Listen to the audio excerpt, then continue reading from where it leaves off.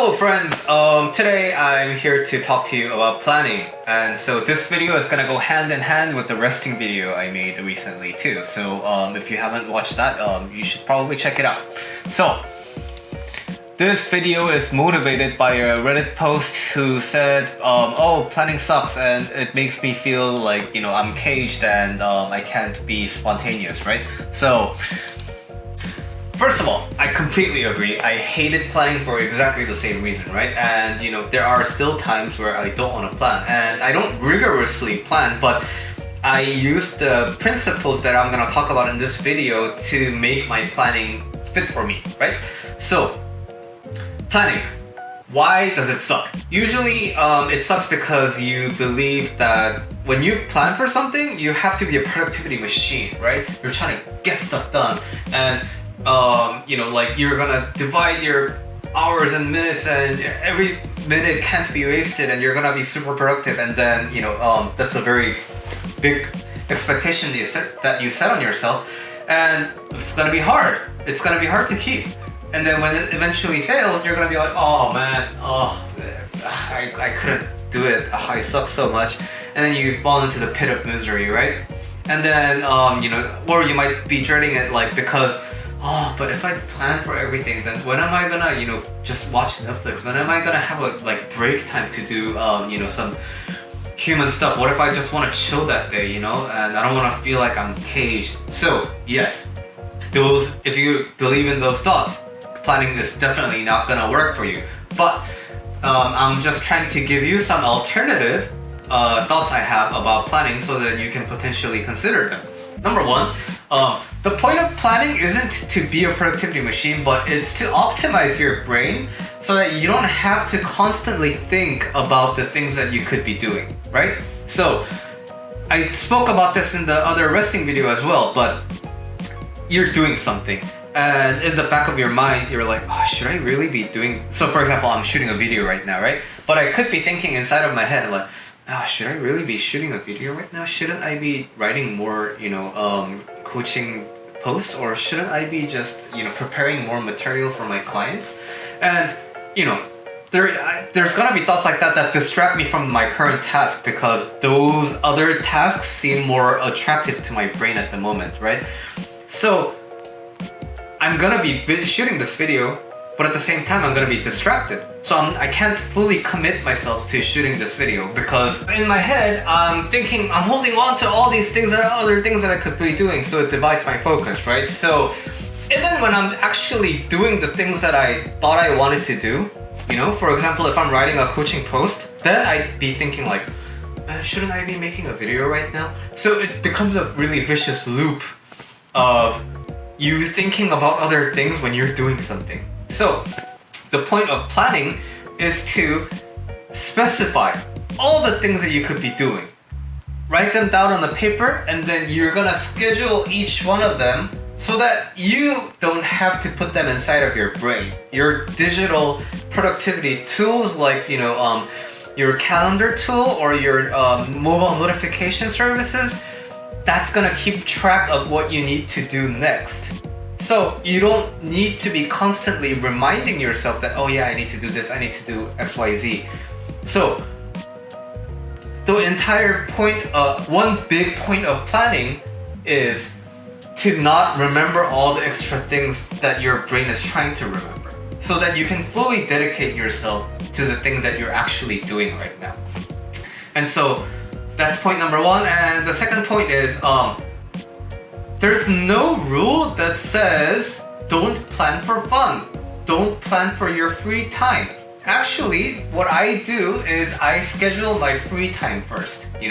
Every weekend, I talk to my wife and like, hey, what fun things should we do this week, and what day should we do it? I plan that first.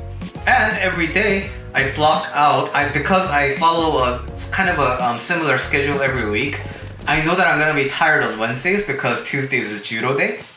So Wednesday afternoon, I intentionally leave blank. I don't make myself do things on Wednesday evening, because I know that I'm gonna be tired. So when you start planning your fun and your rest in advance, and you start fitting all the productive things on your non-rest times, then you can be assured that you have time to be spontaneous and you give time to yourself for resting. So that was point 2. Point 3 is, for important tasks, you want to give yourself something called the focus time, right? And so focus time is 2 hours of your day, uninterrupted. So that's sort of the 2 hours is kind of a guideline for how long a person can stay focused without distractions. But if you find that you can't really fit 2 hours, then you can shorten it to like 1 hour, basically the maximum of your focus capabilities, right? So that time you reserve once a day, and you really bang out all the tasks. I mean, you really bang out the thing that you really wanted to do, and this time is especially good for creative tasks and repeatable tasks. So for me, making videos is a repeatable task, right? So if I don't put 2 hours in the day to do this, then I know that I tend to think of like, oh yeah, I should make a video about this. Oh, I need to make a video about this. So every day, I give 2 hours to myself to just close the door. I tell my wife in advance, hey, for today I have this, I have 1 p.m. to 3 p.m. as my focus time. And she understands. So minimizes the interruptions that I can potentially have. And for the 2 hours, I can continue making videos. And I know I can stop at 2 hours because I know that I can continue making videos because there's a lot of topics to make videos on, right? But because I set my limit at 2 hours, I know I can put an end to it for today, and then I can pick it up the next focus time. Another another good use for the focus time is creative tasks, because creative tasks, when you're, let's say like you're poet or you're a musician,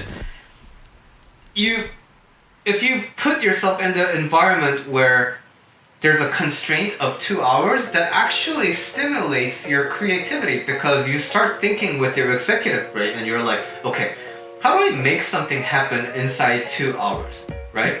So I think it was Stravinsky who said this, but just say make music is way harder than make a string quartet piece with a blah blah blah. So constraint actually helps your creativity, because creativity is kind of like a obstacle to overcome, and the executive brain loves problem solving.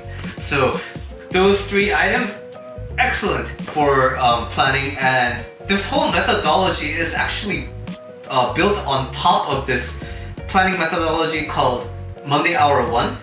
I can link to the official resource for Monday Hour 1, but if you are interested in bringing a little more structure to your life, planning is definitely gonna be worth it, and I suggest you take a look at Monday Hour 1 and use this video as a guide to make it more customized for you.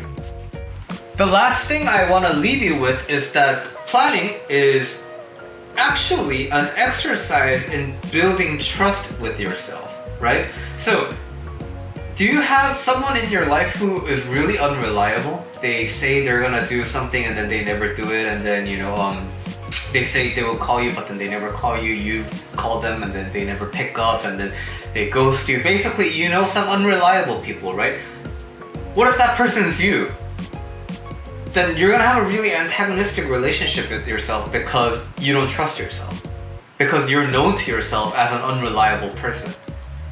What planning allows you to do is you're gonna break down your task so that it's actually achievable. Instead of paint the bathroom, which might take so many hours and you're discouraged from doing it, you're gonna write down, number 1, pick up painting tools from the hardware store. Number 2, take 30 minutes, test how much of the bathroom wall you can paint in 30 minutes. And then you can basically multiply 30 minutes based on how much you got done in the first 30 minutes, right? So when you divide actions that seem impossible into possible chunks, and then you actually start doing it, it's gonna feel great, because you're building this really tight relationship with yourself. You're gonna start thinking to yourself, oh my god, I actually delivered. Holy crap, I did it. And when this kind of experience builds up and up and up, you're gonna have a really good relationship with yourself where you're gonna have your back no matter what. And that is one of the ultimate goals in life coaching. So that was our planning video, and of course if you're having trouble going through these alone, you can always get the help of a professional. And you can either hire me or contact me via email, Reddit, or comments or whatever. When I have the time, I can get to you and try to help you sort things out. So with that said, see you in the next video.